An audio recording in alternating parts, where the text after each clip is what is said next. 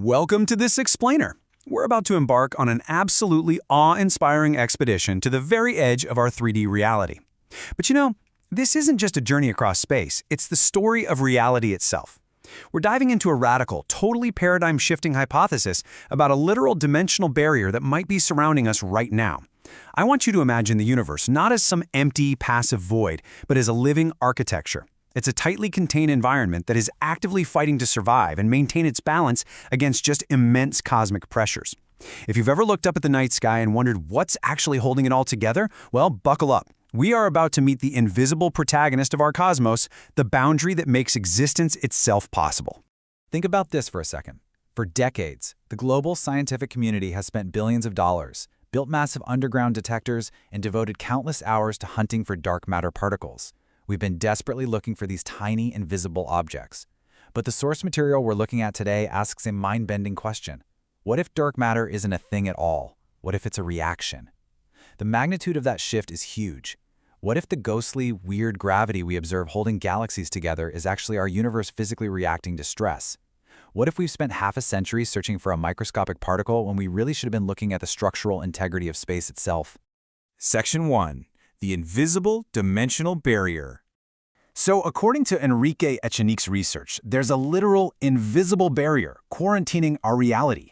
Think of it kind of like a cosmic firewall, or maybe the ultimate airtight seal on a deep space spacecraft. In physics jargon, it's a structural boundary isolating our 3D manifold to prevent interdimensional information leakage and preserve quantum coherence. To break that down into plain English, if this barrier didn't exist, the incredibly delicate quantum states that make up everything around us would literally just bleed out into higher dimensions. We call this environmental decoherence, which is basically the unraveling of reality. That airtight seal would break. Complex matter, the stars, planets, you, me, the screen you're watching right now, none of it could exist. A reality requires strict isolation to survive, and this barrier is the ultimate protector. Section 2. Gravity from informational stress. Okay, so if this barrier exists to keep our reality's information locked down securely, what happens when massive cosmic structures pack way too much complex data into that quarantined space? Well, that brings us to the core concept, Information-Induced Stress, or IIS. Imagine our dimensional barrier as a giant invisible trampoline. The complex information, like the billions of interacting particles, stars, and gas clouds in a galaxy, is the heavy weight resting on it. When the local information density in a certain region of space hits a critical threshold, the barrier experiences intense structural tension. It stretches and flexes under that immense informational load. And here's the crazy twist. That structural tension generates a gravitational response. We actually feel the barrier stretching as gravity. So that extra gravity we've historically misidentified as dark matter particles, it's actually the physical tension of the universe itself. This creates a beautiful contrast between a failing old paradigm and an elegant new story. The standard cosmological model relies heavily on WIMPs, weakly interacting massive particles. But despite our absolute best efforts, we just can't seem to find them anywhere. The IIS model argues, hey, we need to stop looking for invisible mass. Gravity isn't just some force passively pulling things together. It's the active effort of the universe maintaining its own boundaries. It's the physical exertion our reality requires to keep our information secure against the overwhelming pressure of highly complex, dense cosmic states. Basically, gravity is the universe pushing back. And when you look at the broader debate, information-induced stress really stands out. Standard models struggle because those source particles remain totally unverified. Alternative models, like MOND, which modifies Newtonian dynamics, they can tweak the math to work for individual galaxies, sure, but they completely fail when we zoom out to the massive scale of galaxy clusters. IIS, on the other hand, steps right in to explain massive anomalies like the bullet cluster without needing a single invisible particle. Crucially, it also offers something totally unique, a direct coherent link between large-scale cosmic gravity and microscopic quantum coherence. It actually bridges the gap between the incredibly massive and the unimaginably small. Section 3. The math of reality's edge. Now, I want you to focus on this exact number, 0.50. In the updated version of the ISSH hypothesis, this value basically acts as the elastic heartbeat of our universe. It's the scaling exponent that dictates exactly how the dimensional barrier responds to informational stress. What makes this so profound is that this number wasn't just pulled out of thin air to make the math look nice. No, it was derived independently from two entirely different mathematical frameworks. One is self-gravitating entropy, which looks at the disorder of mass. The other is Fisher information for gravitational fields, which is a statistical way of measuring how sharply a system encodes physical data. So two completely separate paths of fundamental physics arrived at the exact same elasticity rating for reality? How cool is that? The really crucial takeaway here is that this 1/2 scaling exponent comes from fundamental first principles of physics. It completely avoids the trap of simply tweaking the math to match galactic observations, which, by the way, is a super common criticism of other alternative gravity theories.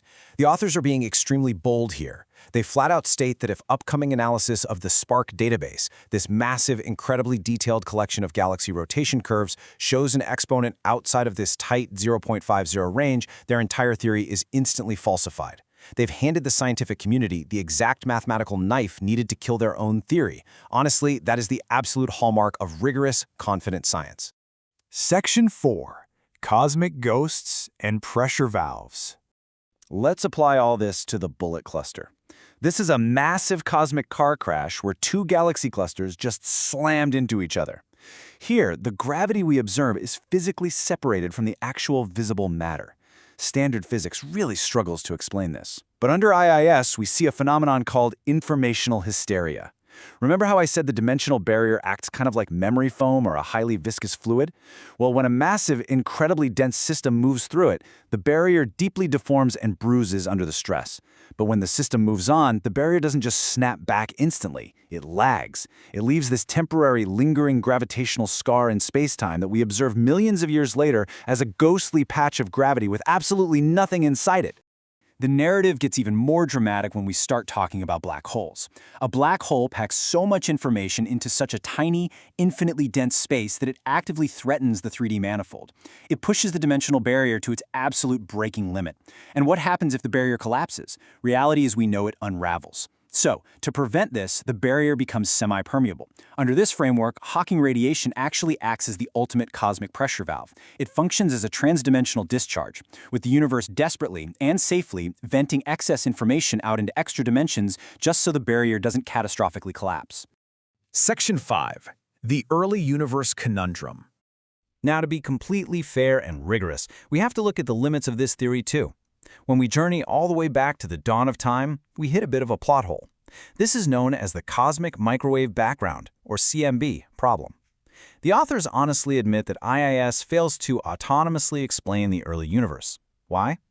Well, right after the Big Bang, during a period called recombining, which is the exact moment the scorching early universe cooled enough for the very first atoms to form, the universe was dominated by matter density oscillations. It was not dominated by the entropy gradients that trigger barrier stretch. If IIS were the primary force at play back then, acting like a tightly stretched elastic band, it would have forcefully smoothed out early cosmic structures, instead of allowing those early galaxies to clump together and grow. To solve this early cosmic conundrum, the updated theory proposes two branching survival paths. The first is a hybrid model. Think of this kind of like using training wheels. Regular cold dark matter existed in the early universe just to get things clumping together, but IIS took over later when galaxies matured and the dimensional barrier assumed control. The second path is inflationary entropy seeding. This is the idea that the rapid, explosive expansion of the early universe forcefully planted primordial entropy gradients that IIS later amplified. Now, both of these are incredibly bold claims, but crucially, both of them make distinct, verifiable predictions that we can go out and test. Section 6. Testing our quarantined reality. So how do we prove we live inside this elastic containment system? The researchers have laid out a really concrete 10-year experimental roadmap. This is the ultimate gauntlet for the theory. In the next 2 years, they challenge astronomers to look at local galaxies to check that 0.50 mathematical scaling. Over the next 5 to 10 years, we zoom out to weak lensing surveys of colliding clusters to look for that hybrid model transition. And finally, a decade from now, they demand we peer all the way back to the dawn of time itself to look for specific, tiny scars and polarization asymmetries in the cosmic microwave background. Every single one of these steps completes the narrative journey of the barrier, offering us a chance to prove the theory completely wrong.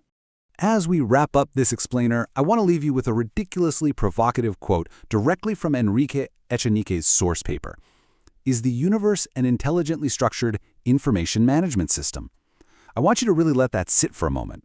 Are we living inside a cosmos that actively flexes, bends, and literally generates gravity just to manage its own entropy and keep our 3D existence securely intact?